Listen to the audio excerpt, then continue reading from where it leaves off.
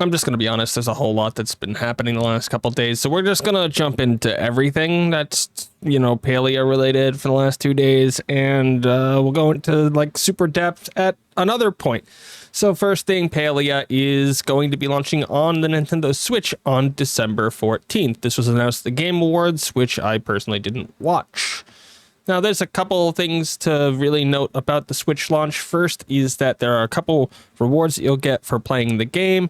First is the Mushroom Glider, which you'll receive if you link your account. Next is the Leapfroggy outfit, which is up here, which same thing, but it has to be within 1 month of December the 14th, the Switch release. So, yeah. And the final is the Froggy Bucket, which everybody will just sort of get for playing the game, either on PC or Switch, and this you'll have up until March 14th. Now, you might be asking, how do I link my account?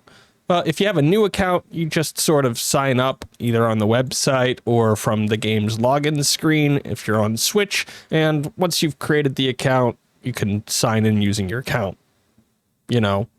Yeah, and then you'll be prompted to bind that account to your current user profile if you're on Switch. Now, if you already have an account, you have to do that whole thing where you log into your already made account and then bind the account to the profile, and that is what the linking is. This can only be done one time. You only have one opportunity, so if you screw it up, you'll never get your stuff. I'm sorry. And as they said here, if I didn't link it the first time, we're sorry, but you can't do that.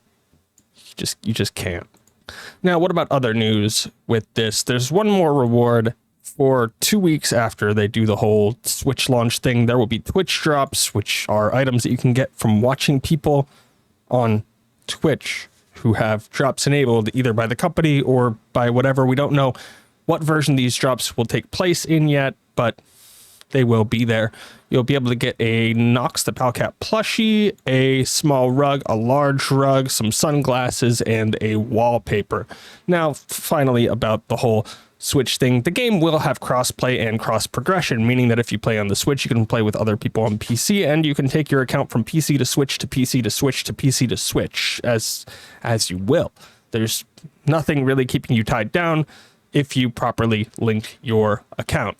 And again, the game is free to play, so you don't need to, do the whole buy thing anywhere, really. And that's most of the stuff about the Switch release. Again, December 14th. There are a couple of other small things to note about it. The Switch release itself is going to obviously be lower fidelity than the PC version because the Switch is old hardware. On top of that, they said that the game is going to be limited to 30 frames per second on the Switch. Now, we do not know what the differences for the game will be from docked to undocked yet, but I'll try to investigate that after we get the game because there's probably going to be some. Next thing to note really quickly is that Palia now has a Steam page. It's got a listed release date as 2024, so nothing really, it's concrete. The game will be coming to Steam at some point, but they didn't really announce this. They more or less just threw this up and people found it. So I'm telling you about it. And the last thing for the day is, patch 0.175. So if you didn't know, there was a patch a whole 3 days ago, and I'm starting to wonder why these weren't rolled into one patch, considering how buggy 174 was.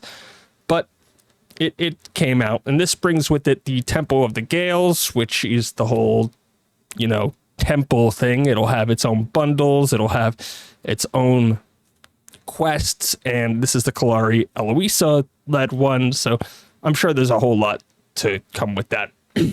That shop that sold the spooky items as of a couple days ago, it's back, and now it sells a bunch of like winter leaf piles and presents and snowbanks, snowdrift, ice patches that are meant to allow you to make stuff, and snowballs, which you could use to fight each other, as shown in this wonderful little, wow, this person's bad at aiming. And it's an ammo item, so you equip it using the bug belt tool, which means you'll have to buy a bunch in order to properly use them. Here's the wonderful picture of this weird new floating temple. Remind me anybody of Tears of the Kingdom? No? Okay. This is the third one, and you'll start it by speaking to Eloisa or Kalari, and blah, blah, blah, blah, blah, blah, blah, blah. And if you complete all of the bundles, you'll get this wonderful little silver wing, which gives you focus, which is totally a reward if you talk to it once a day. We have more Emberborn pieces, which are the piece from the Fire Temple, and some villagers now have idle animations, which are cool. We need them. I'm just going to say a little bit about the languages.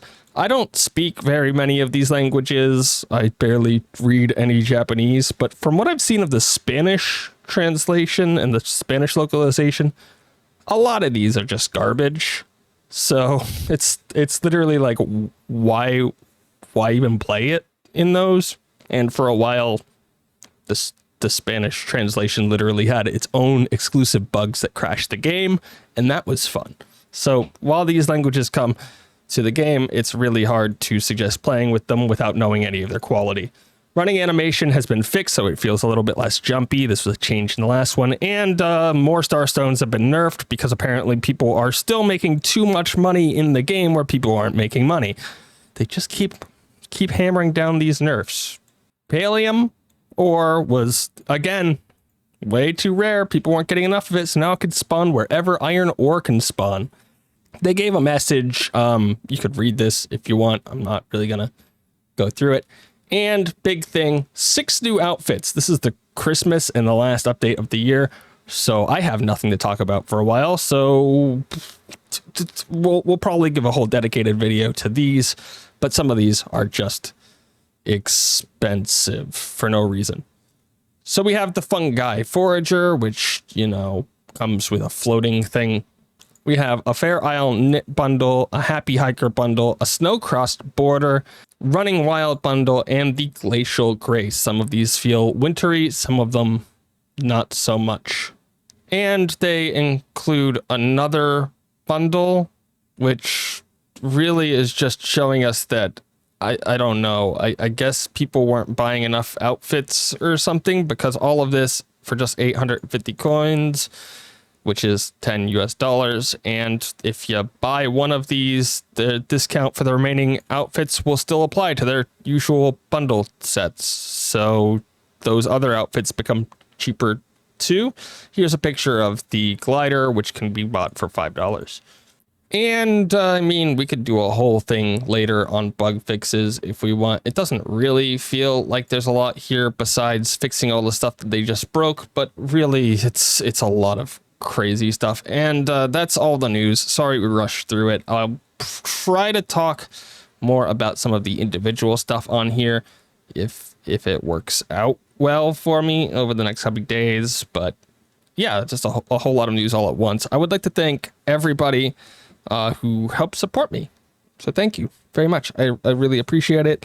And if you want to see my most recent video about the whole climbing change, then that's here. And thanks for watching.